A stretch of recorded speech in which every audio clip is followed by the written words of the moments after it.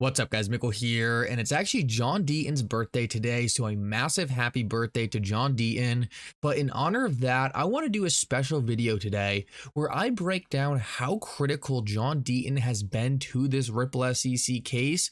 Now, I think everyone knows that John Deaton has done an excellent job representing XRP holders in the ongoing litigation against the SEC. But in this video, I want to break down why he has actually drastically changed the outcome of this case.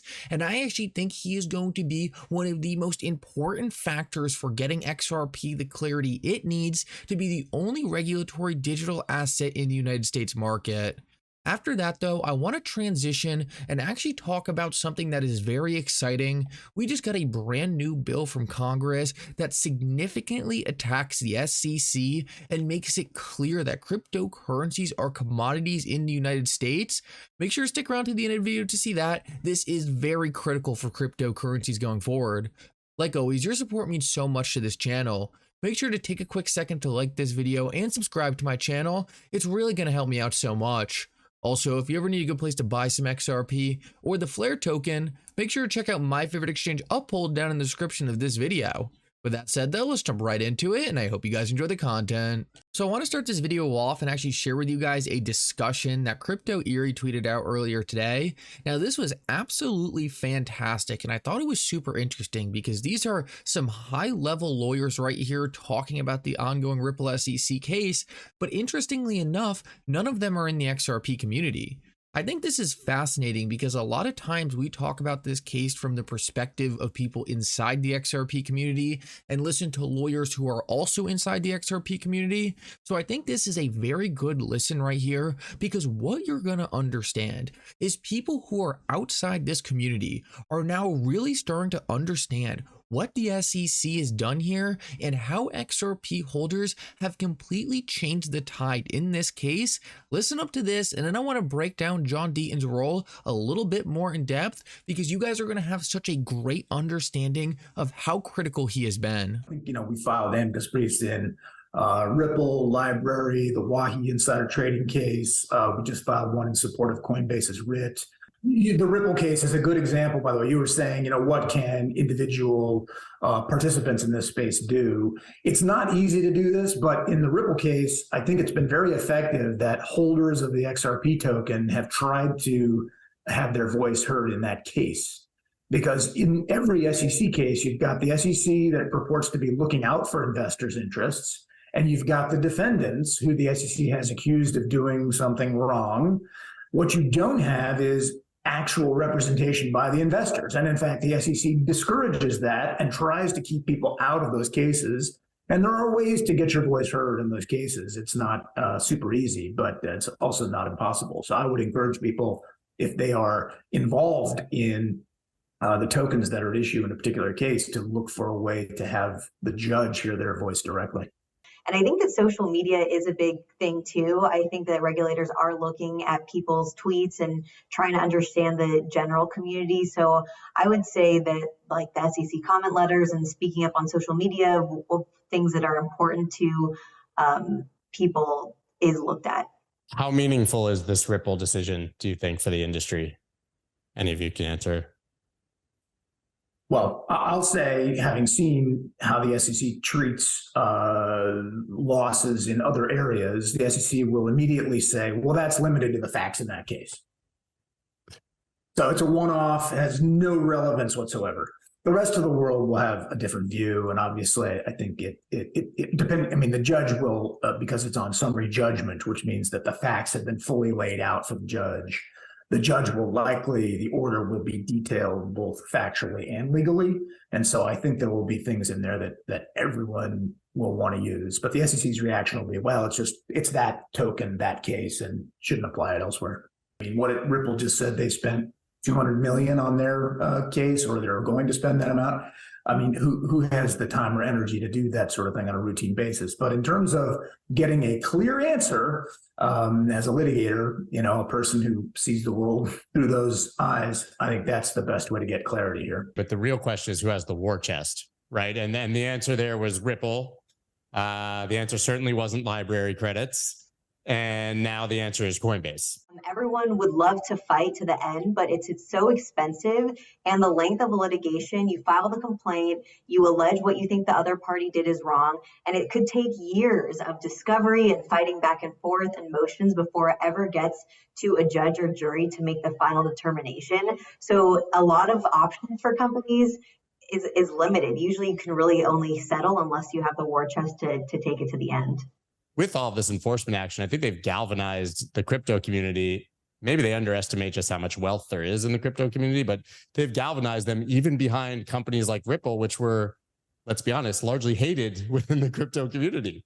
I mean, Ripple was the most probably polarizing company in crypto, but now everybody wants to see them win just on behalf of everyone. So it could have some unintended consequences of actually bringing the community together to fight against them. So I thought that was an excellent discussion right there, and it's always so cool to listen to people who are outside the XRP community really start to understand how significant this case is going to be. Now, one thing that wasn't really mentioned here that I think is probably the most important thing going forward is whether or not Judge Torres specifically comments on the status of XRP in the secondary market going forward. This is really the most important issue for XRP holders and Ripple, because at the end of the day, Ripple can take a slap on the wrist, and at the end of the day, XRP holders don't really care what happens to Ripple. They just care, am I going to be allowed to hold my XRP in the future? Now, what is so interesting about John Deaton getting involved in this case is, like he has said hundreds of times now, he does not care about Ripple in the slightest. The SEC suing Ripple and saying Ripple sold XRP as a security is none of John Deaton's business. The real issue John Deaton took with the SEC was the SEC calling XRP itself a security. Now, technically, Judge Torres never had to let John Deaton into this case. She could have simply ignored this and said, you know what, John Deaton? Yes, I understand that's an issue, but that is not the issue at play here. I'm not going to let you into this case because the SEC really hasn't made it clear they want to go after secondary sales. But this isn't what happened at all. Instead, what is taking place is Judge Torres specifically let John Deaton and 75,000 XRP holders into this case to make sure XRP got the clarity that it needs. I remember when I interviewed attorney Fred about a year and a half ago now, one of the first things he told me was that he thought it was absolutely critical that John Deaton was let into this case because it drastically increased the chances that we would see a ruling on secondary sales. Without John Deaton in this case, I actually think we would be looking at a scenario right now where there was a very low chance we would get a ruling on these secondary sales. But with John Deaton into this case, and specifically let into this case by the judge, I think she is teeing it up to make sure retail investors and secondary holders of XRP get the clarity they need to continue using XRP for its full intended use case. John Deaton single-handedly is the reason why we are likely going to get this clarity from this case, and without John Deaton getting involved and representing the 75,000 XRP holders, I think we would be in a very, very different position right now, and I think this entire case would be solely revolving whether or not Ripple sold XRP as a security. We could be sitting in a position right now, if John Deaton didn't get involved, where we could finish this 2.5-year-long case and not even get specific clarity on XRP. But because of John Deaton, I think we are going to get this clarity. Obviously, no one knows for sure, but things are really lining up perfectly for that to happen. So let's cross our fingers, hope we get it, and definitely a massive shout out and happy birthday to John Deaton. So I want to finish this video off and quickly talk about a new bill that was just proposed to Congress. And you might be thinking, why does this matter for XRP if XRP is just going to get the clarity it needs from this court case? Well, technically, this case isn't over. Ripple could still lose. Judge Torres could do a 180 and call XRP a security. So it's important that we at least have backup options. And for a while, it didn't look like Congress or the Senate was going to pass any cryptocurrency legislation. But what we see is there is actually a very big effort to pass legislation, and the most important thing is almost all the legislation I have seen seems to call cryptocurrencies like XRP non-securities.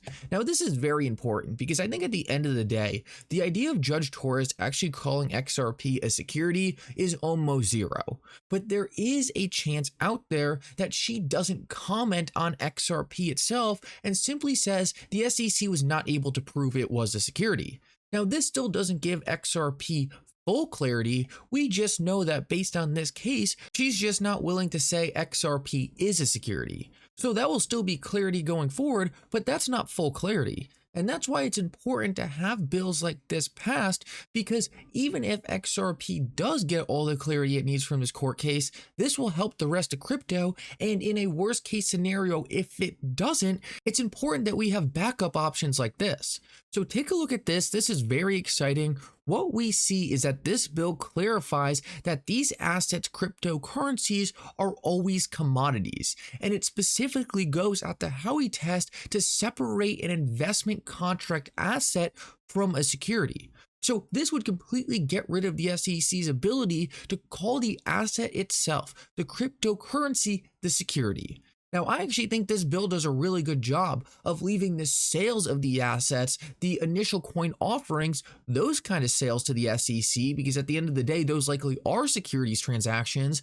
But like Howey had said, and like the SEC has been wrong on this entire time, the assets themselves are not securities, and that's what this bill makes clear.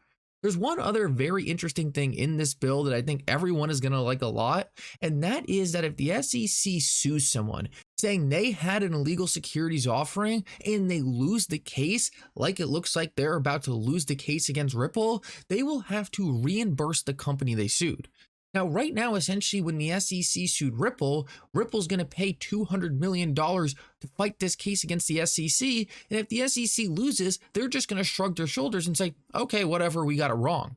But what this bill is proposing to do is actually make the SEC pay back the companies they sue if they lose and reimburse them on their legal fees. This would essentially make the SEC pay back Ripple $200 million. And the reason this is so important is this would make it hard for the SEC to go after projects like they did with Ripple simply to slow them down. The SEC was never on the right side of the law against Ripple. They never brought correct facts to the table, but they sued Ripple because they didn't think there would be any repercussions. What we're seeing is a massive crackdown on the SEC. We're seeing power ripped away from them, and this is a great sign for where the cryptocurrency space is headed, despite all the hardship we have went through over the last couple of years. Anyway, guys, thank you so much for coming. I hope you enjoyed this video. If you did, make sure to like and subscribe. It really does mean so much, and for now, Mickle out.